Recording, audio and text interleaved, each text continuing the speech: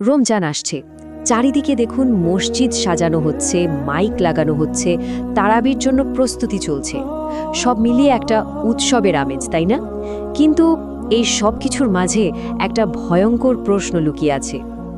আর প্রশ্নটা হলো যে ঘরে আল্লাহর রহমতই ঢুকতে পারে না, সেই ঘরের রোজা, সেই ঘরের ইবাদত আল্লাহ কেন কবুল করবেন? ভাবুন তো একবার। এই একটা প্রশ্নই কিন্তু আমাদের সব প্রস্তুতির আনন্দকে থামিয়ে দিয়ে একটা গভীর চিন্তার মধ্যে ফেলে দেয়। একটু কল্পনা করুন সেই মানুষটার কথা, যে সারাটা মাস রোজা রাখলো, তারাবি পড়ল, ইবাদত করল, কিন্তু কিয়ামতের দিন তাকে হয়তো বলা হতে পারে, চিন্তা করা যায়, কিয়ামতের মাঠে যদি বলা হয় তোমার কোনো ইবাদতই কবুল হলো না, কারণ তুমি হারাম জিনিসপত্র নিয়ে পুরো রমজান মাসটা কাটিয়ে দিয়েছ, তখন কেমন লাগবে? সব কষ্ট, সব ত্যাগ এক মুহূর্তে বৃথা হয়ে যাবে। দেখুন, রমজান আসলে কোনো সাংস্কৃতিক উৎসব না, বা শুধু দৈনন্দিন রুটিনের পরিবর্তনও না। এটা হলো মহান আল্লাহর সামনে দাঁড়ানোর জন্য নিজেকে প্রস্তুত করার একটা মাস। রাসূল সাল্লাল্লাহু আলাইহি সাল্লাম বলেছেন, রমজান এলে জান্নাতের দরজাগুলো খুলে দেয়া হয়। কিন্তু একটা কথা অনেকেই বলে না, সবাই কিন্তু সেই দরজা দিয়ে ঢুকতে পারে না। তো আসল প্রশ্ন হলো, কেন পারে না? এমন কি কি জিনিস আছে যা আমাদের ঘরে থাকলে আল্লাহর রহমত আটকে যায়? কোন বাধাগুলো আমাদের আর আল্লাহর ক্ষমার মাঝে একটা দেয়াল তৈরি করে রাখে? চলুন সেটাই দেখি। প্রথম বাধাটা খুবই ব্যক্তিগত আর গোপন। ধরুন, ঘর অন্ধকার, হাতে মোবাইল ফোন, আর স্ক্রলে একের পর এক ভেসে উঠছে হারাম ছবি, হারাম ভিডিও, অশ্লীলতা। এটা এমন একটা পাপ যা মানুষ একা একা করে, ভাবে কেউ দেখছে না, কিন্তু এর সাক্ষী থাকেন স্বয়ং আল্লাহ।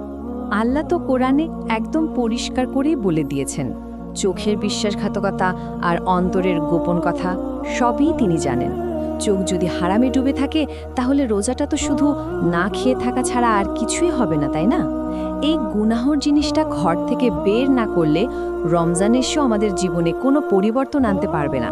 দ্বিতীয় বাধাটা হলো গান বা মিউজিক। ভাবুন, একদিকে কোরআন, যা হলো আত্মার শান্তি, আর অন্যদিকে গান, যা আমাদের নফস বা প্রবৃত্তিকে আরও উস্কে দেয়। একটা অন্তরে এই দুইটা জিনিস একসাথে থাকতে পারে না। রাসূল সাল্লাল্লাহু আলাইহি সাল্লামের এই কথাটা কিন্তু আমাদের জন্য একটা বড় সতর্কবার্তা। রমজান মাসটা তো কুরআনের মাস, তাই না? এই পবিত্র মাসেও যদি আমাদের মনোযোগ গান বাজনার দিকেই থাকে, তাহলে নিজেদেরই প্রশ্ন করতে হবে, আমরা আসলে কিসের জন্য প্রস্তুতি নিচ্ছি? এটা কোনো সাধারণ বিনোদন নয়, এটা হলো নফসের খাবার। আচ্ছা, এবার আসি তৃতীয় বাধায়, আর সেটা হলো হারাম বা সন্দেহজনক আয়।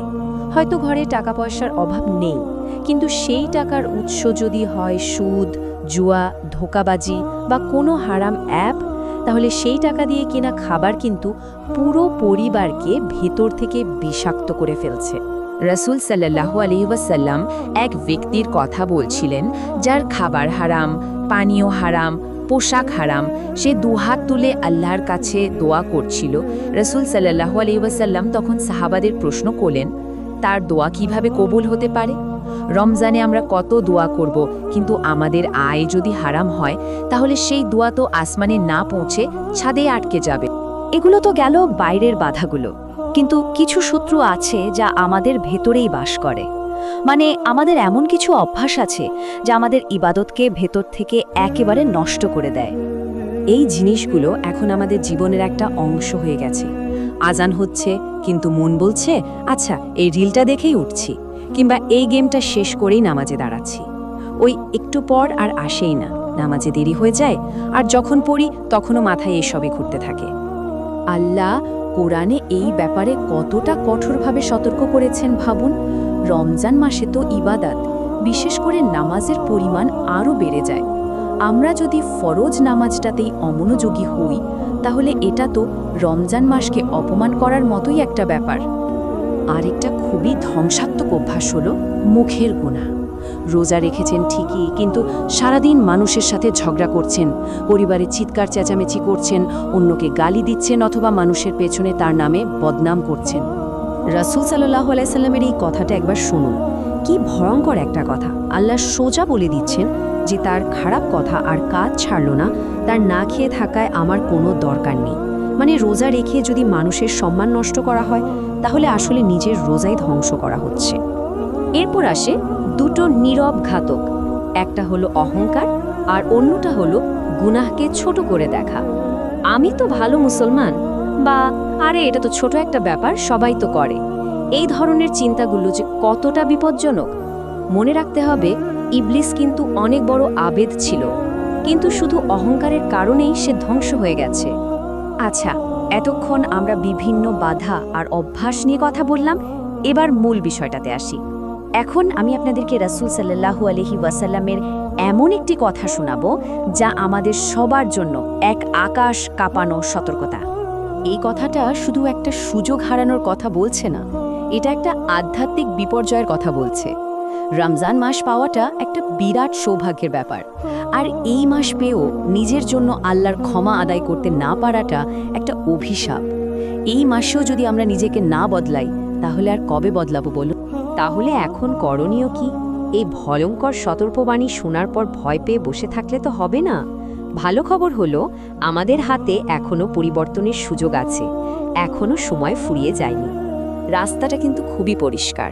প্রথমত, রমজান আসার আগেই ঘর থেকে সব হারাম জিনিস বের করে দিন।